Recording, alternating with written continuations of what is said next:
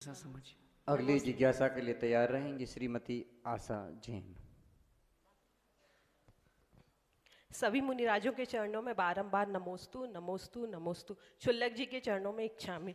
महाराज श्री, जब आदिनाथ भगवान माता मरु देवी के गर्भ में आते हैं तो माता को 16 स्वप्न आते हैं और अच्छी अच्छी चीज़ें होने लगती हैं, पॉजिटिव वाइब्स आती हैं। तो महाराज श्री, मेरा कहना है, पूछ रही हूँ कि जैसे कि जैसा कहा गया है कि पूत के पैर तो पालने में ही दिख जाते हैं, तो मैं जानना चाहती हूँ कि आप सभी मुनिराज जब माता के गर्भ में आते हैं तो क्या माताओं को पॉजिटिव वाइब्स आती हैं?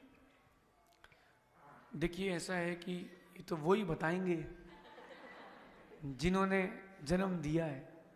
अब प्रमित सागर जी की माँ तो लगभग प्रतिदिन आती ही हैं, उनसे पूछना, वो बताएंगे आपको।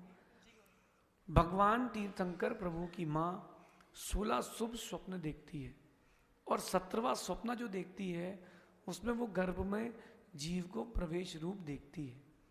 16 स्वप्न देखने के बाद किन्हीं ने देखा कि हस्ती ने प्रवेश किया मुख से, किसी ने देखा कि शेर ने प्रवेश किया, किसी ने देखा कि वृषभ ने प्रवेश किया।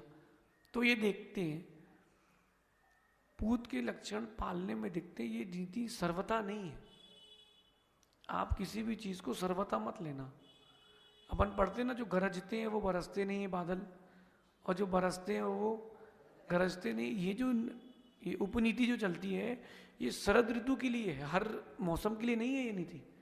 शरदी गरजते वर्षति, शरद ऋतु में जो गरजते हैं वो नहीं बरसते। ये नीति उस समय के लिए है। तो यही बात मैं आपसे कह रहा हूं, पूत के लक्षण पालने में अगर कोई बोलेगा तो हमारे तो खानदान में कोई नहीं बोल पाएगा कि दीक्षा ले, कोई नहीं बोल पाएगा। और मेरे लिए नहीं, 80% महाराजों के लिए यही बात चलेगी।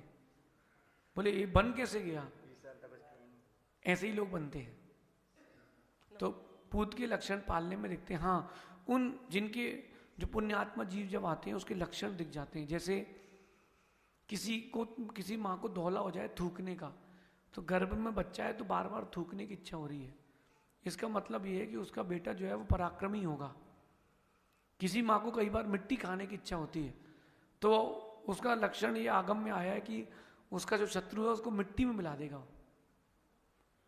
ये दौले आते हैं। फिर जैसे आचार्य श्री की माँ को दौले आए थे कि सोना गिर जाना है।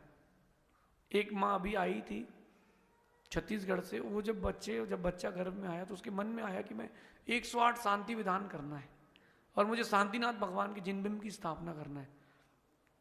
तो यद्यपि उन्होंने नाम बताने से मना किया, फिर भी बताता हूँ। बोले हमको तो जिनबिंब रखना है महाराज जी। मैंने कहा कौन सा रखना है? बोले आप जो बोलो वो। मैंने कहा हीरे की मूर्ति रखोगे क्या? बोले जैसा आप बोलो वैसा रखेंगे। तो उन्होंने फिर हीरे की मूर्ति स्थापना करी।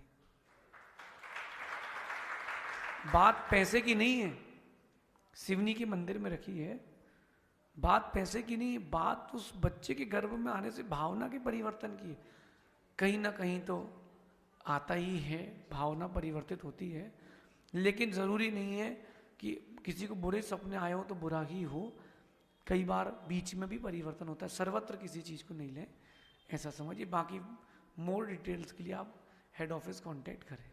नमस्ते। अगली जिज्ञासा के लिए तैयार रहेंगे बेगमगंज से श्रीमती मनीषा जैन।